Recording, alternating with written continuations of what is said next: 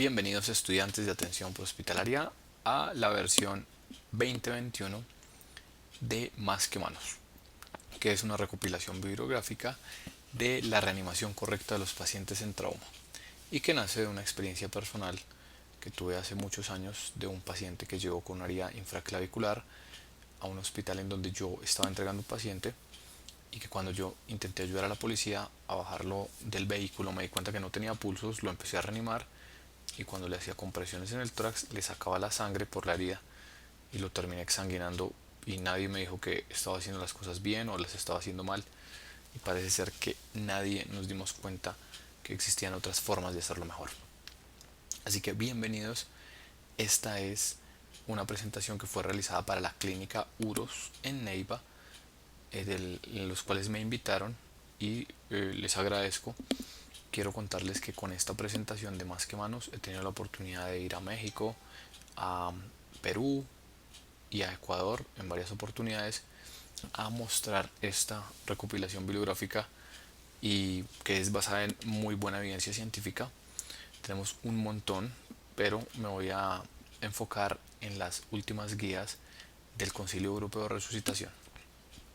Y el peor error que cometemos es tratar a todos los pacientes iguales. O sea que si no tienes pulso hay que hacerte compresiones y no. Así que lo que yo propongo es hacer una línea divisoria entre la detención circulatoria y la detención cardíaca. Porque eh, los pacientes se comportan de formas diferentes. Para que lo entendamos mejor, miremos dos ejemplos. En el, en el problema, cuando el problema es circulatorio, el corazón puede seguir latiendo y por eso la actividad eléctrica sin pulso es lo más frecuente cuando hay una detención circulatoria. Y en este caso, que tampoco hay pulso, o sea, también hay detención, pero el problema es cardíaco, lo más probable es que el paciente esté en un ritmo que sea desfibrilable. Y por eso el ejemplo que mejor me gusta es un neumotrasatención, aunque hay varios ejemplos, pero en el neumotrasatención pues hay un colapso de aire que a su vez colapsa la aurícula derecha y el mediastino, lo cual detiene la circulación de la cava inferior, la cava superior, tumba la precarga, no hay poscarga, luego no hay pulso. Y en el otro extremo, lo más frecuente de los problemas que detienen el corazón es el infarto o el miocardio, donde el paciente se lleva las manos al pecho como un signo de Levin y cae en muerte súbita sin pulso. Entonces esto es lo más frecuente. Y cuando lo miramos desde el corazón, en este corazón se le colapsó la circulación pero puede seguir latiendo y en este caso el corazón no está latiendo. Dividiéndolos de estas dos formas podemos entender más cómo el trauma se comporta diferente.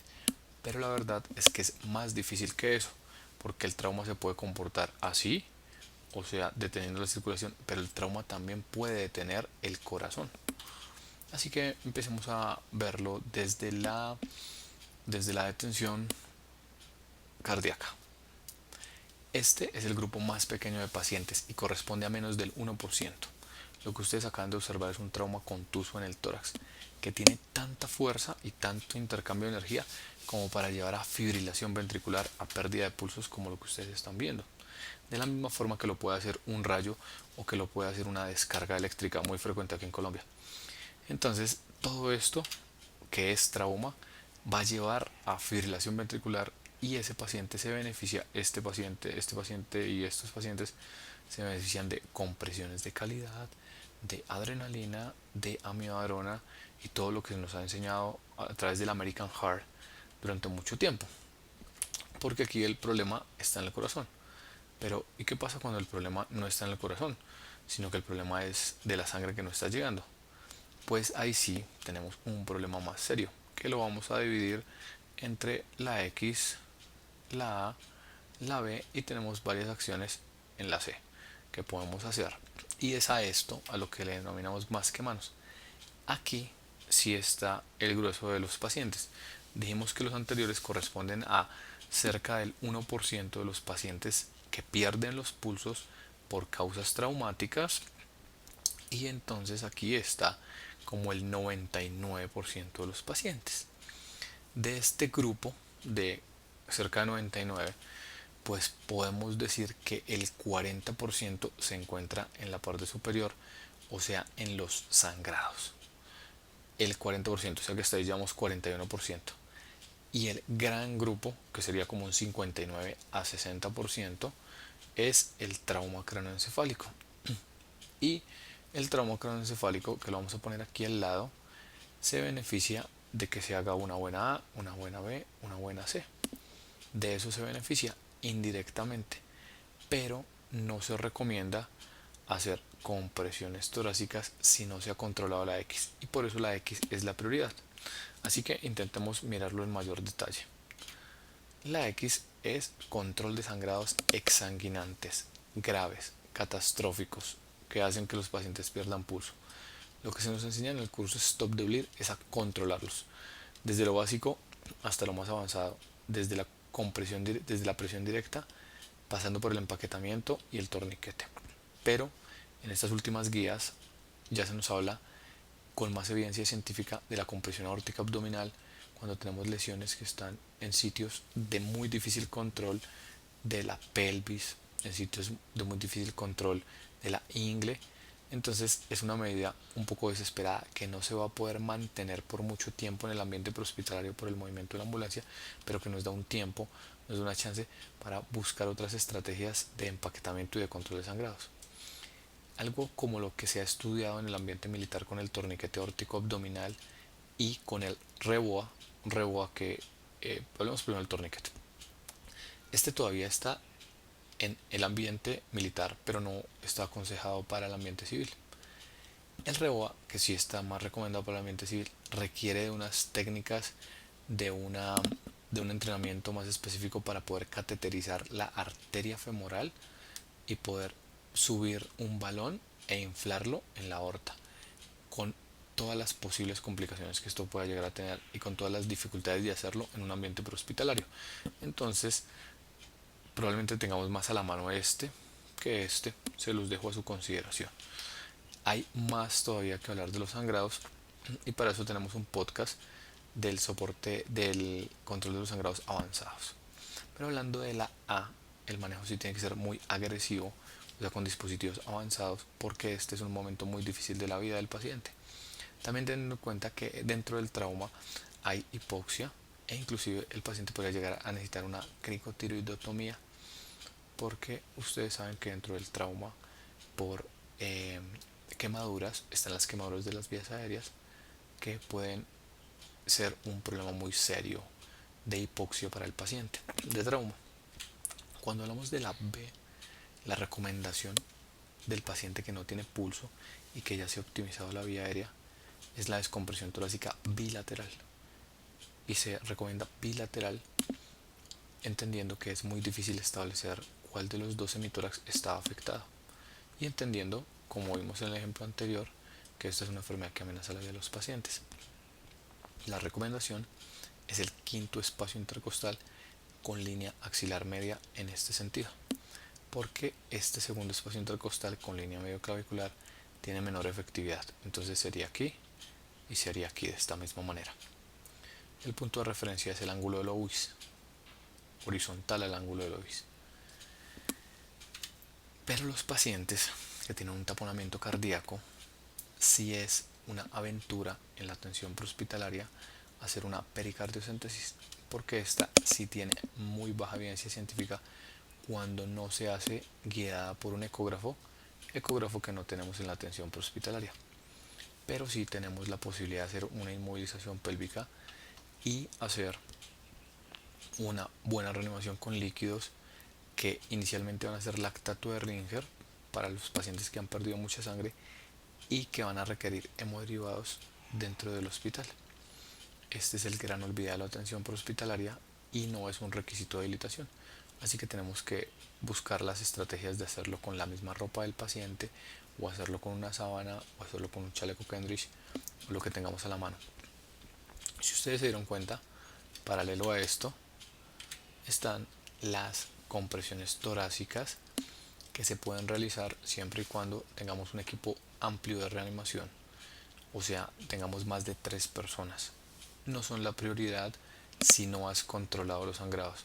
Repito, primero controlar los sangrados exsanguinantes, o si no les va a pasar lo que me pasó a mí, con ese paciente de la herida infraclavicular y después hacer paralelo a la ABC, hacer esta que sería como la D y serían las compresiones torácicas, que las puede hacer inclusive alguien que esté en la escena y que quiera colaborar. Y de esta forma sí hemos dado un recorrido por las XABCD. Este caso que ustedes ven aquí es un caso que se ve mucho en redes sociales y que ha llevado a mucha discusión a los paramédicos de muchas partes en donde yo he tenido la oportunidad de ver esta discusión. Y casi todos coinciden con quererle hacer compresiones torácicas a este paciente cuando pierde los pulsos.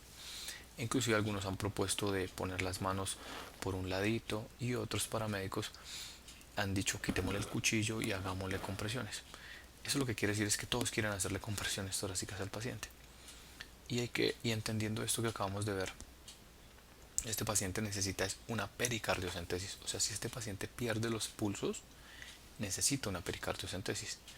Y si yo no se la puedo brindar, pues yo no le puedo brindar el soporte vital al paciente, y más adelante vamos a ver que inclusive se pueden dar a los pacientes por fallecidos. Uno quisiera tener a todo el mundo en la ambulancia, uno quisiera tener un anestesiólogo, una terapeuta respiratoria, tener el ecógrafo, tener el cirujano, tener el urgenciólogo y tener a todos en la ambulancia, pero la realidad de nuestro país es que aquí hay ambulancias básicas medicalizadas y algunas como esta, en las que uno no sabe si es básica o es medicalizada. Y eso quiere decir que las ambulancias son tripuladas por 2 y 3 tripulantes en el mejor de los casos. Entonces lo que uno tiene que hacer es optimizar todo para lograr hacer este, que es el mismo esquema de lo que hemos hablado de la XABCD que proponen las guías europeas de resucitación. Entonces miremoslo en dos grupos, dividamos esto por la mitad y arranquemos. Qué pena. Antes de eso, y de una forma muy respetuosa, he puesto esta línea roja para indicar que la RCP, la reanimación o las compresiones no se deben iniciar desde aquí arriba, sino después de haber controlado los sangrados. Es lo que quiero recalcar. Y aquí volví y lo puse. Entonces, dice el algoritmo, dice paciente de trauma en parada o periparada. O sea que las mismas acciones que hacemos cuando el paciente pierde pulsos son las mismas que hacemos cuando el paciente está cercano a perder pulsos. O sea que lo que siempre debemos hacer es XABCD. Parece lógico, parece fácil, pero llevarlo a la práctica es más difícil cuando la situación es estresante y todo el mundo piensa en primero hacerle compresiones. Es como si fuera un reflejo. Uno dice no tiene pulso, compresiones. No, espere y leamos de nuevo. Primero, pregúntese, impresión de la parada es de causa traumática, porque si existe una duda razonable en que la persona no haya hecho paro por causas traumáticas, entonces haga el soporte vital estándar. Pero si usted dice no, definitivamente esto sí es por causas traumáticas, entonces ahí sí empieza usted el algoritmo. Mira que el algoritmo dice trate las causas reversibles, que el American Heart ya nos ha dicho que son las H y que son las T. Pero acá dan un ordenamiento. O sea, dice, bueno, sí, pero en este orden. Primero controle las hemorragias exsanguinantes con todas las estrategias que usted tenga posibles. Acá dice inicie la RCP, pero yo puse la línea roja porque ahora sí empiece con la segunda. Asegure la vía aérea maximizando la oxigenación, o sea, A. Ahora vamos a la B. Descomprima el tórax y miren lo que dice toracostomía bilateral. Y ahora aquí sí hay un recuadro de cosas de la C, de algunas de la C, que dependen del equipamiento, de la experiencia, del entorno, de qué tan cerca esté usted de un hospital y qué tanto tiempo el paciente lleva en esa situación. Porque vale la pena hacer todo esto si el paciente lleva menos de 15 minutos sin signos vitales. O sea, el tiempo más reciente o ojalá sea presenciado.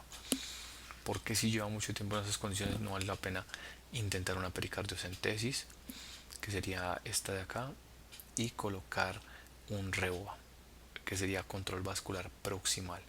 REOA. Y miren, aquí es donde aparece la compresión aórtica manual bilateral, que fue la imagen que les mostré anteriormente, de la cual los estudios dicen que se necesitan entre 50 y 70, qué pena, entre 40 y 50 kilos de peso para colapsar la aorta de un paciente adulto promedio. O sea que hay que meterle todo el peso ahí encima. Y miren, acá dice cerclaje, bueno, eso pasa dentro de un hospital, pero en prehospitalario sería cinturón pélvico para la otra C de la pelvis. Y hemoderivados, protocolo de transfusión masiva, que esto es más intrahospitalario. Pero en Europa aparece aquí en prehospitalaria porque los europeos, muchos de los sistemas que tienen ellos tienen hemoderivados. Nosotros no tenemos en este hemisferio. Mirando la siguiente parte del algoritmo, discúlpenme, aquí traje el curso Stop de Bleed, digamos que un poco más específico. Esto es lo básico, pero de aquí para allá hay mucho todavía para avanzar. Y aquí está lo del torniquete aórtico abdominal, que como les digo, siguen estudios. De hecho, esto es un reporte de caso. En la siguiente parte del algoritmo, entonces se pregunta, ¿retorna a la circulación espontánea? Porque si no, entonces considero por dar finalizada la reanimación. En la otra parte del algoritmo que veíamos acá, que decía de la preparación de los equipos y eso, se puede hacer una toracotomía de resucitación, que esto es una cirugía de control de daños. Si el paciente está dentro de un hospital, no para el ambiente prehospitalario.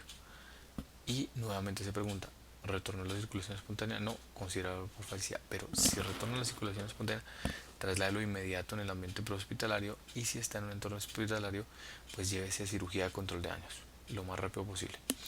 En esta toracotomía de resucitación lo que hacen es abrir el tórax y clampear la aorta. Una vaina increíble, porque pues eso cierra el flujo a solamente pulmón, corazones y cerebro, y el poco flujo que haya, con eso se le intenta dar soporte vital al paciente. ¿Hacer esto para todo el mundo? Bueno, no para todo el mundo.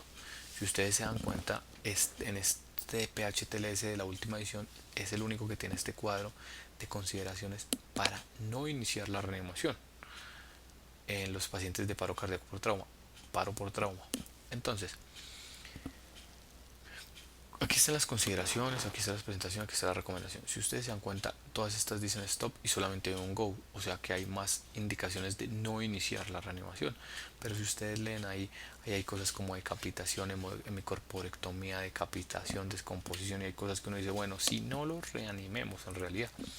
Pero hay otras cosas que están un poquito más finitas ahí, como que el paciente no tiene pulso, está apneico y cerca de una actividad eléctrica organizada, que no tiene movimiento espontáneo o reflejos pupilares. Antes decía aquí actividad eléctrica menor a 40. Decía que si la actividad eléctrica era muy baja, entonces no lo reanimaran. Y miren ahora lo que nos están diciendo. Y acá están las otras: decapitación, separación del torso, rigor mortis. Entonces miremos cuál es la go, miremos entonces dónde está la esperanza de, bueno, reanimémoslo. Y es que haya evidencia de una causa no traumática del paro. O sea, que alguien vaya en su carro, se infarte y se estrelle. Entonces pareciera que fuera el por ir en carro que haya sido traumático, pero luego tú evalúas y dices, no, pero la cinemática no va para tanto. Entonces ahí dice, sí, ¿por qué? Porque según los estudios hay mayor probabilidades de que alguien salga de un paro por causas no traumáticas a que lo haga por causas traumáticas. Muchísimas gracias, chicos, estoy dispuesto a solucionarles todas sus dudas y nos vemos en la clase para hacer prácticas de esto, y van a ver que cuando llevamos todo esto a la práctica va a ser mucho más difícil. Un abrazo, cuídense mucho.